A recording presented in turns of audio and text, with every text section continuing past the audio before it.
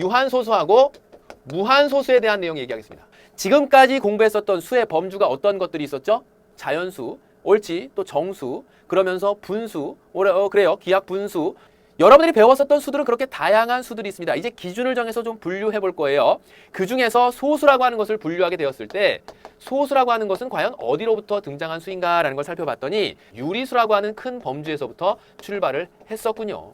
유리수라고 하는 건 무엇을 유리수라고 합니까? 그 정의를 기억하나요? 여러분들이 중학교 1학년 때 배웠던 건데 중요하니까 선생님이 노란색으로 쓰면서 다시 한번 보겠습니다. A분의 B의 형태의 꼴로 만들 수 있으면서 A는 0이 아닌 수, 그러면서 A, B가 정수로 표현될 수 있는 모든 수를 가리켜서 정수인 모든 수를 가리켜서 우리는 유리수라고 한답니다. 그 유리수 안에는 어떤 것들이 들어가 있냐면 정수도 있고요. 그 다음에 정수가 아닌 유리수도 있습니다. 그래서 지금 여기에 나와 있는 것처럼 이런 꼴로 나타낼 수 있는 수라면 분수만 되는 것이다 라고 생각하기 쉬운데 예를 들어서 여러분들이 지금 생각하는 것처럼 분수인 2분의 1도 있을 수 있고 3분의 4도 있을 수 있지만 마이너스 5분의 10과 같은 수라던가 플러스 2분의 6과 같은 수는 이런 수가 마이너스 2가 될 것이고요. 이런 수가 3이 되겠죠. 요런 수가 마이너스 2, 이런 수가 3, 이런 식으로 이제 각각 정수 또한 이러한 분수인 형태로 표현 가능해서 정수뿐만 아니라 정수가 아닌 유리수까지 모두 유리수에 포함되더라. 그런데 그 중에서 소수로 표현되는 것들은 어떤 것이냐면 바로 정수가 아닌 유리수에서 그렇게 되더라 그 얘기예요. 그러면 정수가 아닌 유리수는 어떻게 정의 내려놓고 있냐면 A분의 B의 형태로 만들 수 있으면서 이때 A 역시 0이 돼서는 안 됩니다. 그런데 A, B가 무슨 소인? 서로소인 정수 이렇게 얘기해요. 그래서 A, B가 서로소라고 한다면 이때 서로소를 무엇으로 생각해야 되느냐? 서로소라고 하는 것 배웠는데 최대 공약수 최소공배수 하면서 배웠는데 중학교 1학년 때 최대 공약수가 1분인 두 수 사이의 관계 어디에서 쉽게 찾아볼 수 있다고요? 기하분수의 분모와 분자에서 찾아볼 수 있다고요. 기하분수에서 분모와 분자가 선생님 더 이상 약분이 안 돼요 라고 하는 것은 나눌 수 있는 수가 1밖에 없기 때문에 여러분들이 더 이상 나눌 수 없다라고 이야기한 것이거든요. 그래서 이렇게 나타낼 수 있는 즉 기하분수 형태의 이런 분수를 보게 되면 정수가 아닌 유리수더라. 그래서 그때 소수가 여기에서부터 출발한답니다. 그 일부가 정수가 아닌 유리수를 분자를 분모로 나누겠다라는 게 분수의 의미죠. 그래서 이 소수를 분류하게 되면 어떤 소수하고 소수점 이하의 자릿수가 유한계인 유한소수하고 소수점 이하의 자릿수가 무한이 나가는 무한소수로 나눠볼 수 있겠는데 소수점 이하의 자릿수가 유한계이면 유한소수, 소수점 이하의 자릿수가 무한계이면 무한소수. 내가 배우는 수가 유리수라는 게 있었는데 거기서 소수라는 게 등장을 했어. 그런데 그 소수는 소수점 이하의 자릿수가 유한계인 유한소수하고 소수점 이하의 자릿수가 무한계인 무한소수가 있었어. 무한이 계속 나간다는 거거든요. 예를 들어 0.2323 뭐 이런 식으로. 3분의 1 같은 거를 뭐로 바꿔볼까요? 3분의 1 같은 거를 소수로 바꾸면 0.333333 계속 3이 끝날 때까지.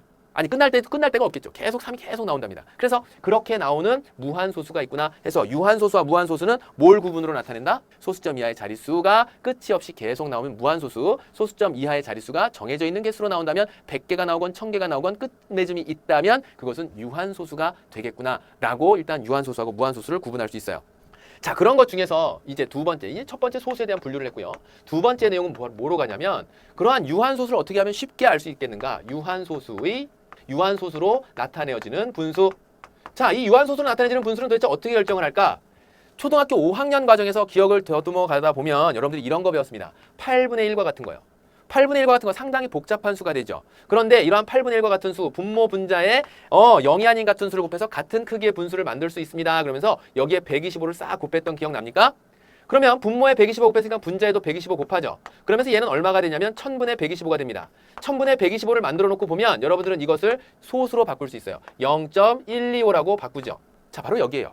얘를 0.125라고 바꾸게 되면 이 분모가 10이나 100이나 1000 등과 같은 10의 거듭제곱 형태로 만들 수 있는 분수들은 어떤 분수이든지 바로 유한소수가 되겠구나라는 사실을 알 수 있어요. 그래서 무엇이 유한소수이냐 아니냐, 어떤 분수가 유한소수냐 아니냐라고 하는 것을 판단하기 위한 판별법으로서 먼저 첫 번째 기하분수로 바꿔요. 기하분수인 상태에서 분모를 소인수분해합니다. 그때의 소인수가 뭐나 못 분이면 옳지 2나 또는 5만 나온다고 한다면 유한소수가 된다 그 얘기예요. 예를 한번 들어볼게요. 선생님이 지금 2분의 1 같은 경우 분모에 2 있죠? 바로 여기 뭘 곱해요? 곱하기 5를 해서 0.5를 만들 수 있어요. 5 있죠? 5분의 1 있죠? 분모 분자 뭐 곱해서 2 곱해서 0.2 만들 수 있어요. 아, 선생님 그거는 2나 5만 있어서 그런 거 아니에요? 예를 들어서 2 곱하기 왜 그렇게 되냐면 10의 거듭제곱을 만나면 이런 거죠. 10의 거듭제곱분의 1, 뭐 어떤 수가 나온다고 한다면 이 분모의 소수인 인수가 뭐가 있다고? 2나 5로 구성된 소수인 인수 2 곱하기 5의 n 거듭제곱분의 이 녀석 이렇게 해서 우리가 유한소수로 만들 수 있거든. 그런데 분수의 아주 그 기가 막힌 특징 중에 하나는 분모 분자의 0이 아닌 같은 수를 곱해서 같은 크기의 분수를 만들 수 있는 것이 있습니다. 그러니까 2분의 1에도 5를 곱해서 예를 들어서 여기다 2의 제곱분의 1이 있었다. 그럼 분모 분자에 뭐 곱해서 5의 제곱을 싹싹 곱하면서 바로 100분의 25를 만들 수 있게. 그래요. 그래서 0.25가 되는 것을 살펴볼 수. 아유 선생님 저는 분자를 분모로 나눠서 유한소수인지 무한소수인지 판단해내고야 말 거예요. 라고 한다면 그 걸리는 시간은 다음과 같이 판단하는 시간에 비해서 상당히 길게 걸릴 겁니다. 그러니까 여러분들이 첫 번째 지금과 같은 내용을 공부하게 될 때 반드시 알아둬야 되는 것은 내가 유한소수다 무한소수다 라고 하는 것을 판단하게 될 때 일단 어떤 기준 아래서 유한소수와 무한소수가 그 기준으로 분류가 되었는지, 그러면 그런 것들 중에서 유한소수라고 하는 것은 어떤 방식으로 찾아가는지 그 내용을 기억합니다. 분명히 분모를 10의 거듭제곱으로 만든다면 유한소수로 만들 수 있는 분수다 그 얘기예요. 그래서 어떤 분수를 보자마자 아니면 어떤 분수에다가 무슨 조작을 해서 유한소수가 되는지 안 되는지 그 판단하는 방법은 분모를 소인수분해내고, 그래서 분모가 소인수분해된 상태에서 여러분들이 큰 분수 같은 경우는 쉽게 그 기하분수를 만들 수 있거든요. 그래서 그 기하분수로 그때 만들어도 되고 처음부터 기하분수 만든 뒤에 분모를 소인수분해해서 살펴줄 수. 자, 확인 문제 같이 한번 살펴보죠. 다음 분수 중 유한소수로 나타낼 수 있는 것은 하고 물어봤. 분수 중에서 유한소수가 될 수 있는 거 찾으래요. 그럼 뭐라 그랬어 선생님이? 분모를 소인수분해하라 그랬지. 그 전에 기하분수 형태로 만들라 했어요. 9일은 9, 9, 6, 54. 그럼 얘는 6분의 1이네. 분모 소인수분해하면 어떻게 돼요? 2 곱하기 3분의 1입니다. 그러니까 내가 여기 있는 분모 분자에다가 적당한 어떤 일을 한다고 하더라도 절대로 분모가 10의 거듭제곱이 될 일이 생기지 않는다는 얘기예요. 10의 만제곱이 되더라도 생기지 않아요. 누구 때문에? 3 때문에. 그래요? 적당한 5의 거듭제곱이나 2의 거듭제곱, 5의 거듭제곱을 섞은 어떤 것을 곱한다고 하더라도 이 3 때문에 분모가 10의 거듭제곱이 나오지 않는답니다. 그래서 얘는 유한소수가 될 수 없어요. 다음 내용 볼게요. 3일은 3, 기하분수로 만들려고 했어요. 3, 4, 12, 24, 3, 8에 24 이렇게 되죠. 그러면 48분의 1입니다. 그럼 48분의 1은 얼른 소인수분해 한번 해볼까? 6, 8에 48이고 2의 4제곱 16 곱하기 3이니까 2의 4제곱 곱하기 3분의 1 이렇게 되죠. 소인수분해하면. 그럼 다음같이 소인수분해 됐을 때 얘가 유한소수가 되냐 안 되냐라고 하는 판단을 해야 되는데 누구 때문에 안 돼? 너 때문에 안 돼요. 3 때문에. 뭐만 있어야 된다? 2만 있던지 5만 있던지 2와 5가 같이 있던지. 다음에 나오는 220. 얘를 5로 한번 약분시켜 볼게요. 3 되고요. 그러면 너는 5, 4, 20, 5, 4, 20 이렇게 되겠네요. 자, 그럼 44분의 3 됩니다. 44분의 3은 2 곱하기 2의 제곱 곱하기 11분의 3이죠. 넌 누구 때문에 안 돼? 11 때문에 안 되는 거예요. 그렇죠. 물론 220인 상태에서 소인수분해 할 수 있어요. 그런데 가급적이면 수가 너무 커서 안 찾아진다 그러면 소인수분해 시켜놓고 난 다음에 살펴보면 분명히 여기 있는 분모의 소인수에 5가 있을 거고 얘는 3 곱하기 5에서 5와 5를 약분시켜버리면 되겠지만 반드시 먼저 기억해야 될 것은 기하분수인 상태에서 접근해야 된다는 걸 잊지 않습니다.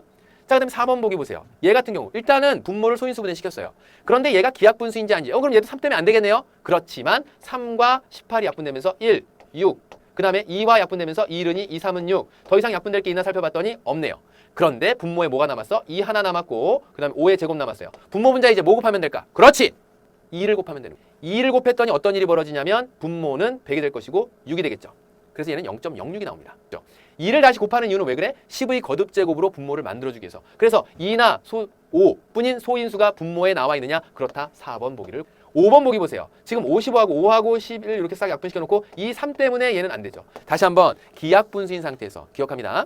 유한소수다 무한소수다 라고 하는 걸 판단하고 싶다면 기하분수인 상태에서 분모의 소인수가 2나 5뿐이라면 유한소수가 된다. 자, 그러면 이어지는 예제 여러분 한번 풀어보세요. 시간은 선생님 칠판 지우는 동안. 풀어봤어요? 다 풀어봤니? 풀고 나면 다음 이어지는 예제 보도록 할게요. 980분의 14 곱하기 a를 소수로 나타내면 유한소수가 되는데 이때 a 값이 될 수 있는 가장 작은 두 자리 자연수를 구하라. 얘들아 지금 이 문제도 마찬가지야. 980분의 14라고 하는 것을 너무 큰 수가 되면서 이것이 좀 부담스럽다면 약분시켜놓고 생각하세요. 7이 될 것이고 그 다음에 2, 4, 8, 2, 9, 18, 그 다음에 0 이렇게 되겠죠. 다시 한번 7로 약분되네요. 7, 70 이렇게 됩니다. 그럼 너는 뭐가 되냐면 2 곱하기 5 곱하기 7분의 a가 되는 거예요.